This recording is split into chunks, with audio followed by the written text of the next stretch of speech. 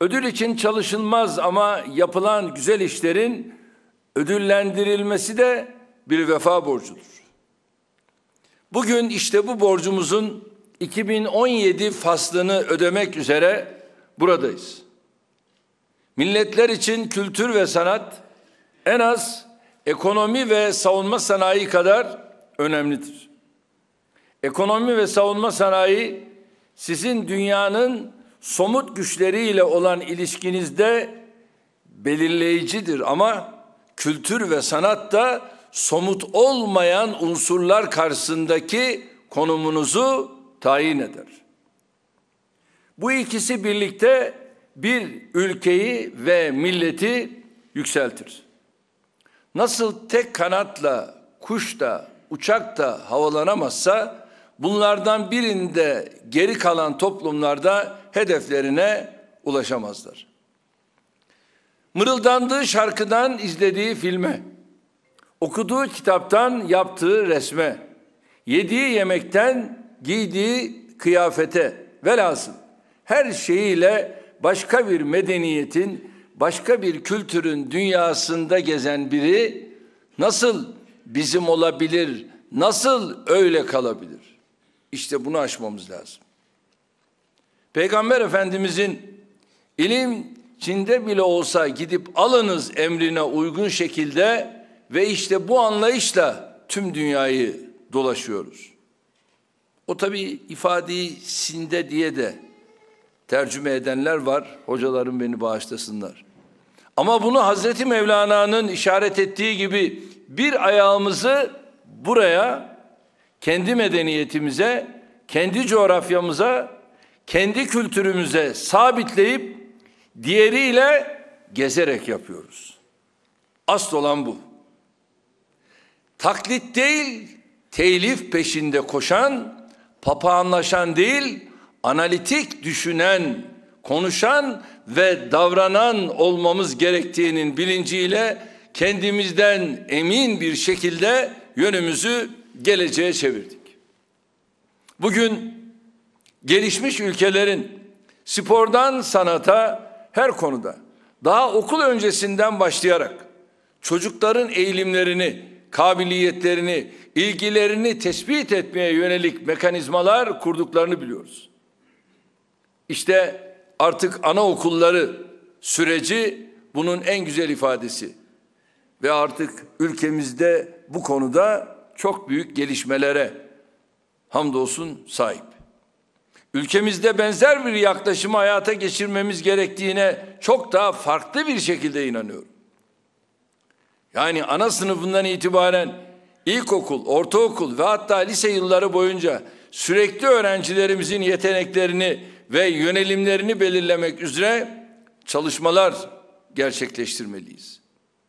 Bizim şöyle orta boy bir şehrimizin nüfusu kadar yerden onca sporcu, sanatçı, bilim insanı çıkabiliyorken Türkiye'nin 81 milyonluk demografik varlığıyla bunların gerisinde kalıyor olmasını anlayabilmek, hazmetmek mümkün değildir.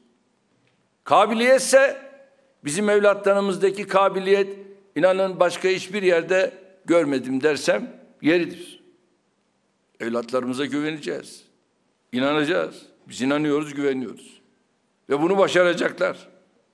Çalışkanlıksa bizim milletimizin çalışkanlığının ve fedakarlığının örneği pek az bulunur. İşte yanımızda komşular var. İnanın doğru dürüst çalışmıyorlar. Paraysa acayip de para alıyorlar. Ama tembeller. Bizim insanımız gibi değiller. Ve örnekleriyle ortada. Bu durumda sorunu insan keşfetme ve insan yetiştirme sistemimizde, daha doğrusu sistemsizliğimizde arayacağız. Hani bir söz var. Öyle saldım çayıra, Mevlam kayıra mantığıyla bu işlerin içinden çıkamayız.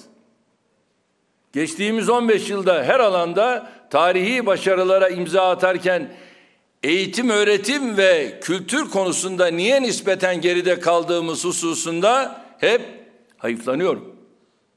Demek ki bir şeyleri eksik bırakmışız. İnşallah önümüzdeki dönemde bu eksikleri tespit edip ortadan kaldıracak, geçmişin kayıplarını telafi etmenin yanında geleceğe güzel bir miras bırakacak eğitim, öğretim ve kültür politikalarını hayata geçireceğiz.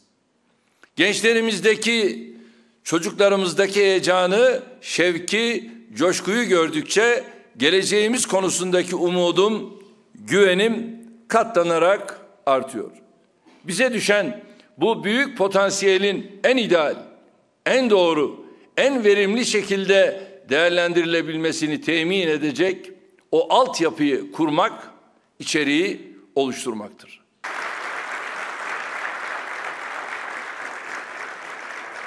...87 yıllık ömrüne Allah sağlık ve huzurla artırsın.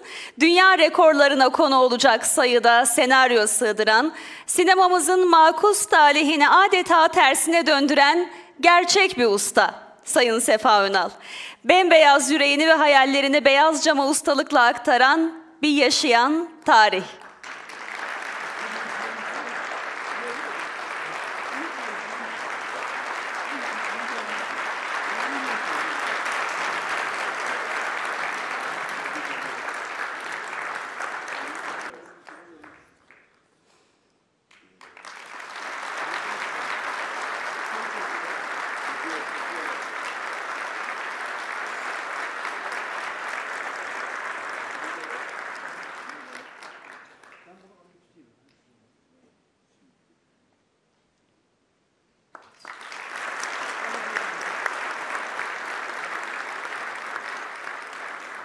Ve bir diğer değerimiz Sayın Cüneyt Kosal.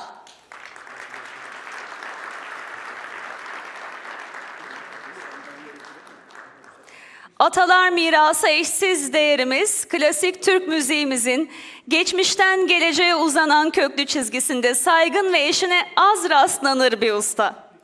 Kanun sazının kanununu yazacak ve icracı Sayın Cüneyt Kosal.